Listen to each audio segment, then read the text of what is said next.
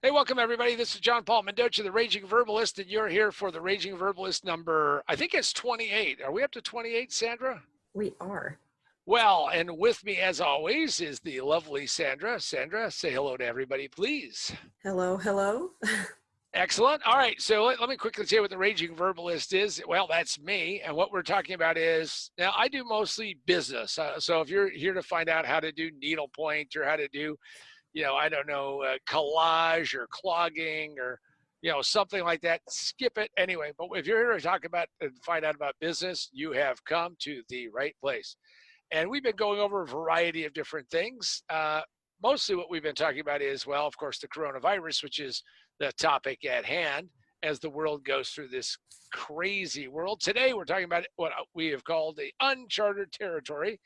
And of course, this is uncharted territory. I mean, I have never seen ever in my life that two things are going on at the same time. We have the giant pandemic, and then we have the giant economic, well, I guess you could call it a pandemic or a big giant flop, but that's happening.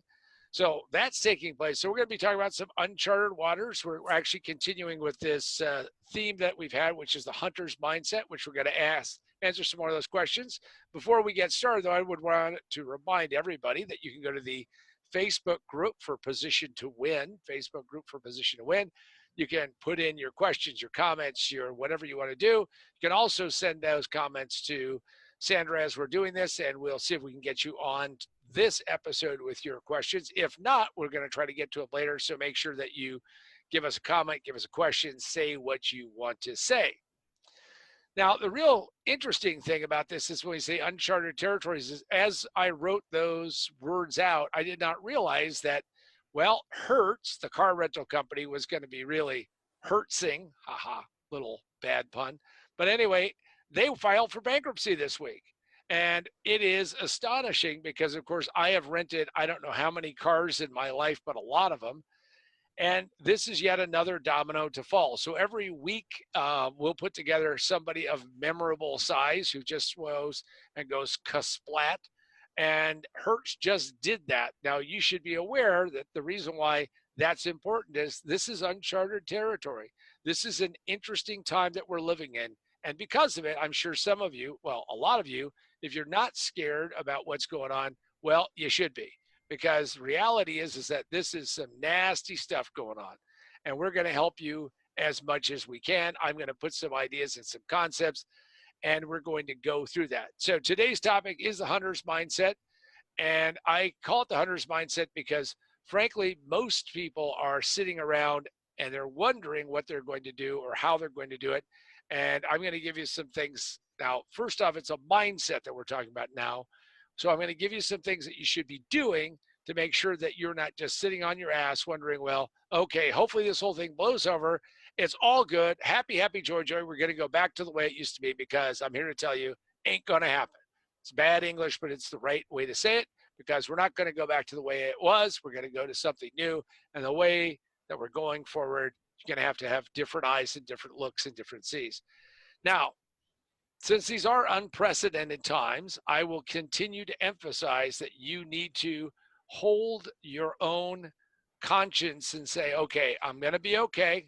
I'm going to find my way through this. Every person I talk to, I have lots of coaching clients. I got lots of consulting clients. I have lots of people who come on to various things that I do, like Speed Start Monday, which is my member only weekly call. And I have a lot of people who are living in fear, living in concern. And hopefully what we're doing is we're pulling some of that back each and every week, pulling some of that back and moving it to a different place. Now, we have some questions that have come in, and Sandra, who now has, well, first off, she has made a determination, and I don't know if this is really a goal that she set, but she's going to let her hair grow long until every coronavirus person is either cured or everybody's joined the Raging Verbalist, whichever comes first. So it may be a while, but she has very long hair right now, and it is just it just keeps growing.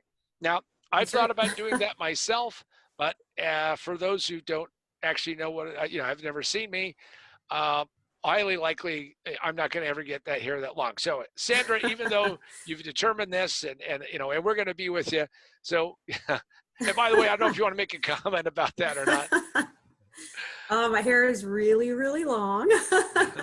It'll be donated. So there you go. Just going to give it a little more time to grow.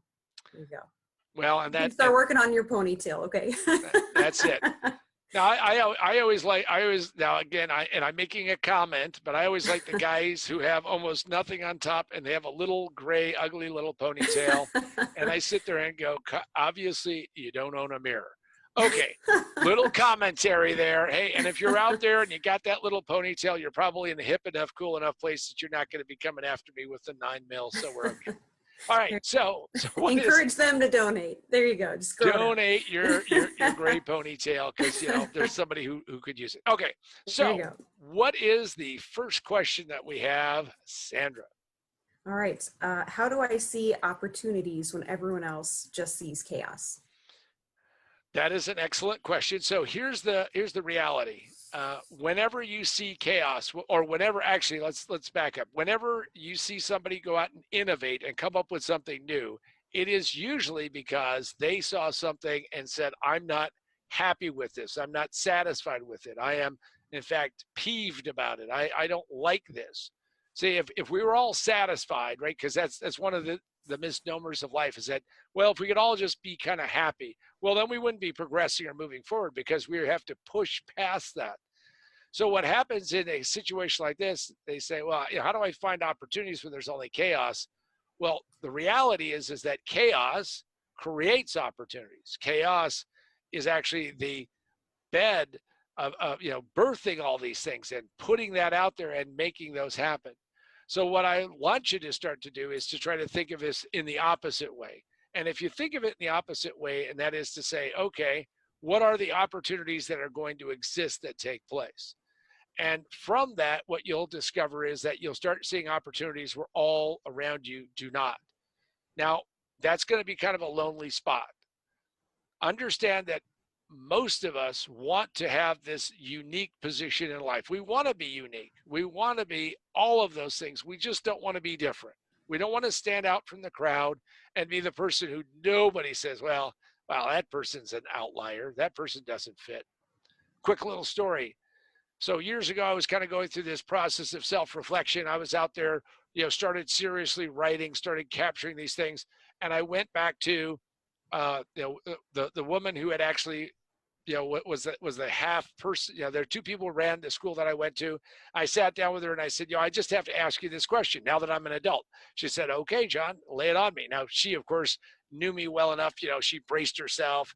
She made sure she put down her coffee, kind of put sharp objects out of reach and everything. She says, lay it on me. I said, well, so which group inside of the school, because for those who don't know, I went to an alternative school. So think of a Montessori school on crack. So I went to this very strange school and I said, well, which group did I fit in with? And she looked at me kind of quizzically. She kind of slowed down and said, John, you never fit in with any of the groups. In fact, that was one of the things, is that you were always outside of that. So I understand about being an outlier. In fact, I'm very comfortable with that. Most of the world is not.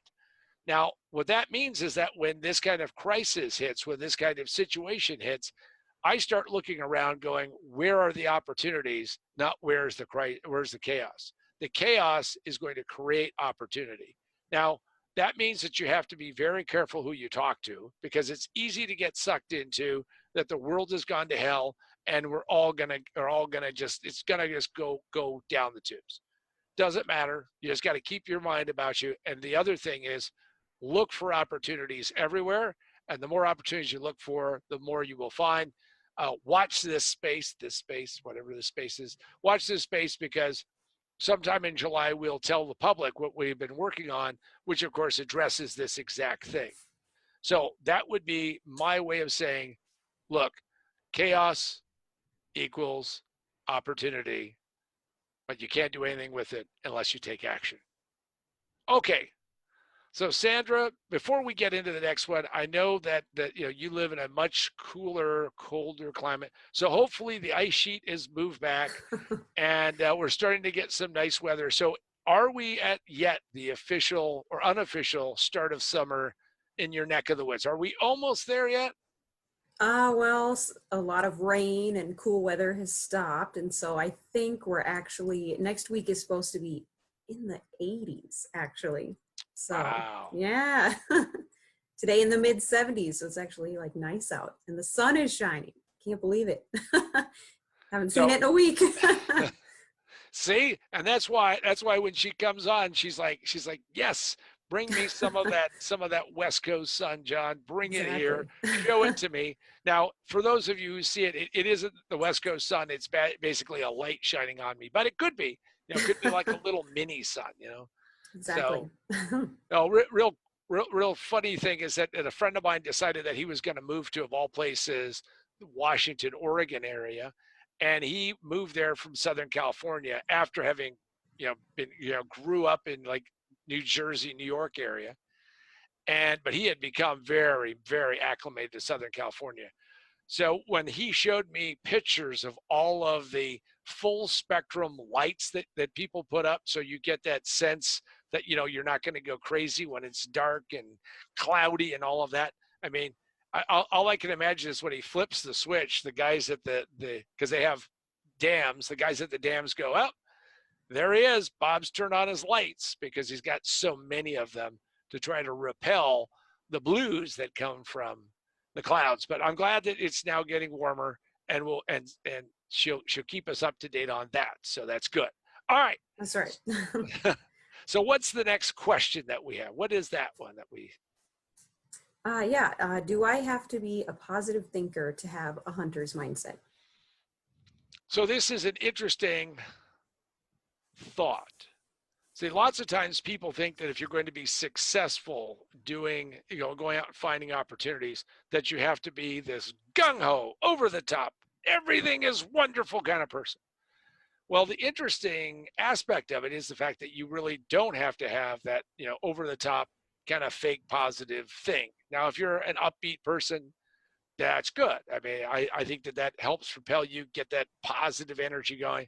But really, what you need to be a great hunter is the ability to ascertain and look at opportunities reasonably and say, is this an opportunity or not? Is this a fit or not? Is this good or not? So what you need to be a really good hunter is you need to be pragmatic. You need to be analytical. You need to be able to step away from the emotional side of it and look at opportunities piece by piece, element by element. And most importantly, is that you need to drive yourself to say, I'm going to look at each opportunity with a certain dispassionate view of it. So when people ask me, how hard is it really to win at gambling? Well, if you could drain the human emotion out of it, for the most part, a lot of people could win. But what they understand at every casino and every game that I ever played against somebody with is that their emotions betray them. So in some ways, being worried about having a positive mental attitude or being around very upbeat people is all I'm going to tell you is that usually that can work against you because those emotional highs and those subsequent lows can actually stop you from doing what you need to do. See, to have a hunter's mindset is that you have to develop this thing called patience. And I know patience is a hard thing to do. And you have to be able to sit there and wait and find those things that are going to take place. And then say, this is an opportunity. And then slowly but surely develop the insight that this is in fact real, that it isn't synthetic, it isn't made up, that you're not projecting it, that you're not doing all those things. Once you can do that, what you'll discover is that then you actually can develop a great hunter's mindset. So succinctly, should you have a positive attitude? Yeah, okay, that's okay. But what you really need is you need to be able to be disciplined. You need to drive forward. And most importantly, you need to understand that your emotions will quickly and irrevocably betray you if you, in fact, let your over the top emotions. I have seen those who have the can do spirit blow themselves up pretty fast and pretty long. And on top of it, I've seen people who have all these great posters on their wall. Here's one that I saw at a client who was absolutely going broke. And what it said is, we're going to persist until we succeed. Well, if you're walking the wrong direction, the only thing you can do is stop and go to the correct and right direction. Persistence is a good thing as long as you know where you're pointed and where you're going. So, can a positive attitude help? Yes. Is it essential to a hunter's mindset? Absolutely not. What you really need is a clear eye and a clear sense of what you need to do. And with that, I just want to share with everybody a little sense about what's going on. First off, if you have not checked out the website, positiontowinbook.com, we still have some books that can be fully autographed. Now, by the way, you're not doing this because it's cheaper. It's not. You can always go to Amazon, Barnes & Noble, Books A Million, Powell's, lots of other places. You can go on to Kindle. You can go on to Barnes & Noble Nook. You can go on to Apple. But if you want a signed, autographed, personalized copy, go to positiontowinbook.com and pick up your copy of Most Businesses Fail in the First 5 Minutes. It just takes them 3 to 5 years to realize it. Position to win. And I'm going to tell you right now that I see so many businesses today where they are getting to that point where, you know what, they're realizing that they're staring smack dab at failure, and that failure is real and it is not going to go away. So if you are serious about being in business or a career, or you're sitting there wondering what to do, great read. And it's even thick enough that if you have a pretty out of balance table, it can also help that too, if you just decide you want to do that. Also, if you haven't seen that put together a world-class team and wrote a second book because of this crisis kicking the crap out of me on launching the first book, called Remote Work for a Better World. Remote Work for a Better World, still up on Amazon for 99 cents. Come on, you probably have a buck between you somewhere, and go out there and get the book. Also, go to the YouTube channel and check it out. It's for the Raging Verbalist. That's cool. We're going to start adding additional content. Tell me what things you want. Send them in. The lovely Sandra will take these and say, John, the people have demanded, or somebody's asked, one of those two. But go figure out how to do that, and we'll be happy to do it. And also go check out on the Position to Win book.com site. We have a couple of quizzes that you can take, and one of them is about pivoting. And if you don't know what pivoting is, it is what the entire world is doing today if they're smart. They are pivoting to a new and better place, because if you stay where you are, well, this thing is going to run you over.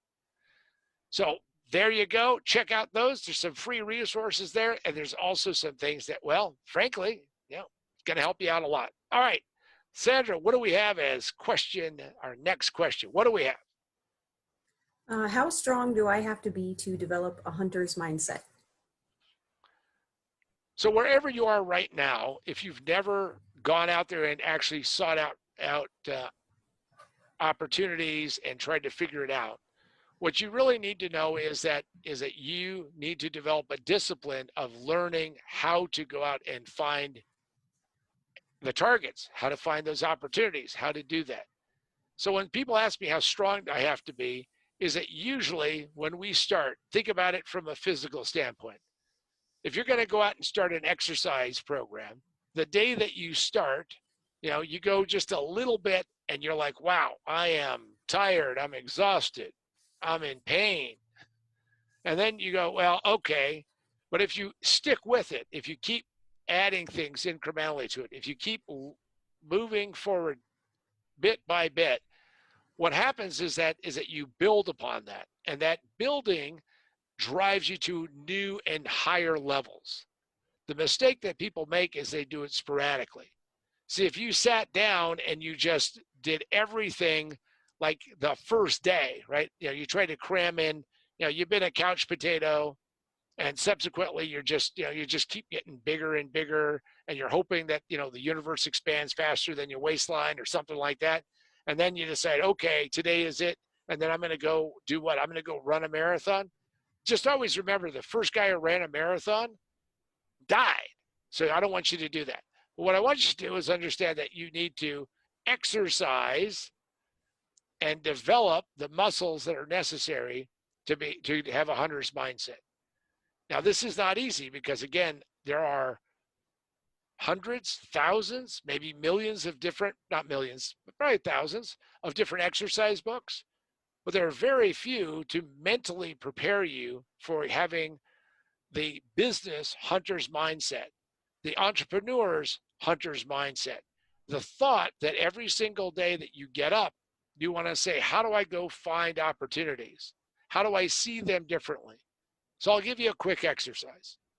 If you read, I read the Wall Street Journal every day. I get it delivered to me physically, but I also read it online. So you decide how you're going to, pick your means of consumption. But when you get that, what I want you to do is read an article. Pick an article. Could be a short one. Read that article and go through that and then ask yourself, so what are my reactions? What are my sense of this? Say, if you read it and say, oh, that's kind of interesting, and you're not extracting something from it, then you're going to have a hard time developing that hunter's mindset. So you read something. Oh, hey, we were just talking about it. So I read about Hertz. Now, the headline is Hertz declares bankruptcy. Wow, that's big news because they're the number one car rental company in the US. Now, as I start to read it, as I start to go deeper, I find out that because of them going on an acquisition binge, they've taken on massive amounts of debt. So they owe billions and billions and billions of dollars. Now, what happened is that when that was becoming problematic, the bean counters, those with the scalpels cutting the pennies in half, decided that a good idea, because they buy lots of cars, the good idea was maybe we should let the cars age a little bit more, because it used to be when it hit like 20,000 miles or somewhere there, they sold the car. Well, they realized that if we just stretch it a little bit more, maybe we can make some more money. So they cheated the devil, and they did that. And they kind of worked their way through that crisis, if you will, but they had massive amounts of debt. And then, bam, coronavirus hits, their business drops by 90%. And I don't care how long you're going to keep the car, it's not going to work. The other thing is they were in the process of destroying their reputation because, of course, as these cars get older, if you're renting from Hertz and not Ugly Duckling Car Rental, the last thing you want to do is to have an older car. You want to have a new car, a fresh car. You're renting from the best. You want the best. So as I read through the article, as I read through this snapshot of where Hertz is at today, and make no mistake, they're in serious trouble, what I realized is that you can then take those lessons and turn them inside out. See, part of it is that the environment that we're in. If I'm sitting on one of those companies and I'm doing a turnaround, we're going to have to shed all that debt. Now, we could go negotiate with those who we owe money to, or we could go into bankruptcy, which is a methodology by which we can do that, and that's what they chose. Now, the reason why I share that is that every day, if you want to become stronger, that's an exercise. So what lessons do you see? And then ask yourself, if I reverse it, what are the opposites that I can see? What are the motives on the other side? Because usually there's always a backstory and a second and a third agenda, and we start to understand things better. Do that and you will get stronger. And then that way, that concern that you have is, how strong do you have to be? Well, you're going to develop those muscles as you go forward in life, because you need to if you're going to be successful. All right, Sandra, I look at the clock. We have time for, looks like one, maybe two more, but I know one more. So what do we have? All right. Is it possible to actually develop a hunter's mindset? So I think I know who sent this in. So and I'll but my lips are sealed. Lots of people wonder if in fact this is not some innate, inherent capability, and this is important for us to go through. See, I don't know of any doctor who's delivered a baby and the baby has been delivered, and the doctor goes, you know what? This is an entrepreneur. Oh, this is a salesperson. Oh, this is going to be a famous actress or famous somebody. See, I don't think that that really happens. Well, a hunter's mindset is something that you have to make a conscious decision to do. So, in fact, you're not going to, in my opinion, start off by having this. In fact, most of us get so much of the negativity around us about, well, you're not going to be successful, or that, the game is rigged, or we can't do that. So the question is can you develop it? And the answer is yes. You can actually develop a hunter's mindset because you can learn the steps. None of the steps in and of themselves, any particular step, is so difficult, so over the top, that you can't actually just go out and develop it. But the most important thing is a desire and a curiosity to take action and learn how to do this. Now, the reason why we do that, the reason why it's important and valuable, because I've been asked this question. In fact, I was asked this question just about 2 hours ago. I was talking to a long-term coaching client, and he said, "John, so what, what is this really valuable? Is it, because it just seems like it seems pretty simple." Well, if it's simple, but nobody does it, if it's simple and no one's really good at it, but those who are excellent at hunting, those who are excellent at finding targets and finding opportunities and finding situations, those individuals get significantly more rewards than others. So his concern is that it seemed like, well, it's maybe too simple, which is almost the opposite of can you learn it? Can you develop it? And the answer to both of those is that, first off, done properly, it is a series of steps in which you systematically go out there into the world and extract and understand how opportunities are built and put together. See, opportunities happen because we are out there and active in the marketplace. We're actually going through and we're consciously aware of what we're attempting to do. See, to become good at anything, to become good to become good, to become successful, to become competent, to become exceptional, we all go through the same 4 phases. See, when we start out, like some of you are right now, is that we're unconsciously incompetent. We don't know what we don't know, and we don't know it. And that's a stage where everybody starts. Every skill, every capability that you have developed in your life has always started at that point. Now, some people seem inherently more talented than others. I'll grant you that. But see, natural talent usually holds people back from hitting their full potential because they rely too much on that talent instead of the effort necessary to move forward. So we start off and we're unconsciously incompetent. We don't know. And then the light bulb comes on or something happens. There's some event. Could be the coronavirus. Could be you lost your job. Could be business is down 90%. And then we become consciously incompetent. We realize, wow, I'm now aware of what I don't know. And it scares me. It makes me nervous. It makes me feel feeble or incapable or not where I want to be because we've become consciously incompetent. And because of that, many people become traumatized and immobilized and they don't move forward. So what you have to do is you have to say, okay, how do I now start to develop those skills, which is what we've been talking about. How do I find those steps? How do I find those pieces? See, when I sit there and show somebody all the steps that you have to take, if I laid them out end to end, you may become intimidated. In fact, you may become overwhelmed. You may stop and then become, again, immobilized. But remember, every single step also goes through with our 4 steps. And we've only done 2 of them because, right, we're still consciously incompetent.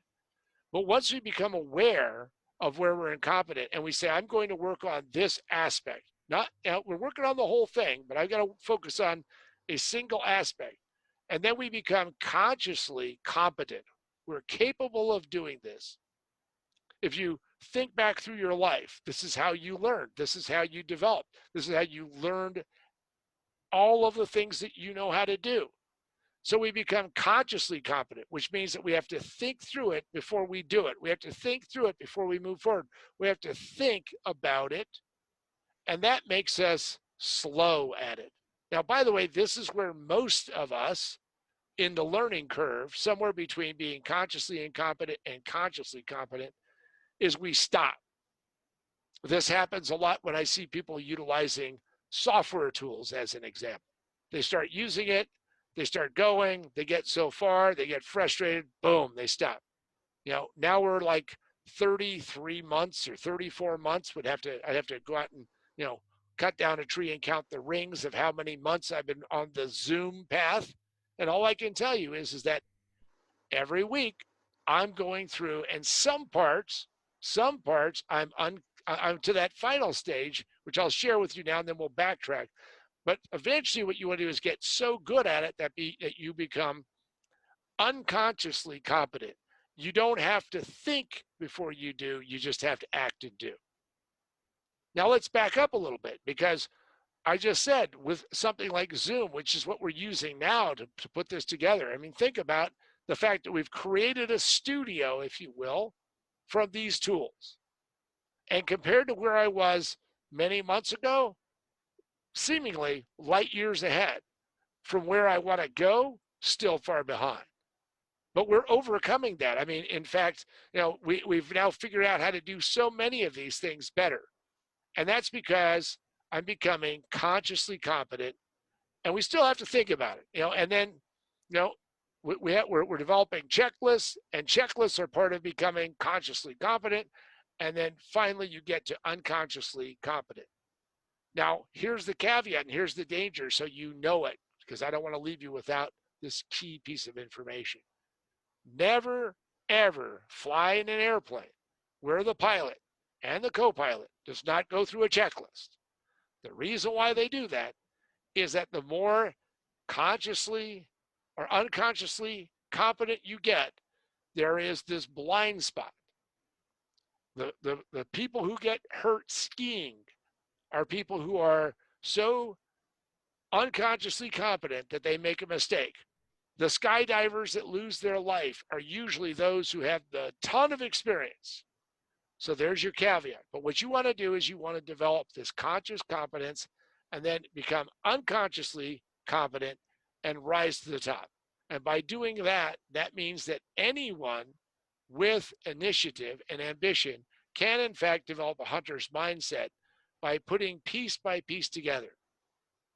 As I said, if you laid out all of these elements end to end, it's rather intimidating. But if, in fact, you understand that if I fix one piece, even if it's in the middle, even if it doesn't seem like it's significant, and I drive it to where I'm really good at it, it does affect and it ripples back and forth throughout the process, and improves and enhances the rest of it.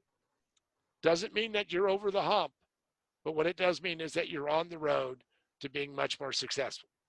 If you do that, what happens is that then you can, in fact, develop a hunter's mindset, and out of the midst of all of this chaos, out of the midst of all that's going on around us, out of the midst of all this negativity, and it's factual, but it's negative, that you will be able to, in fact, improve where you're at and become more successful.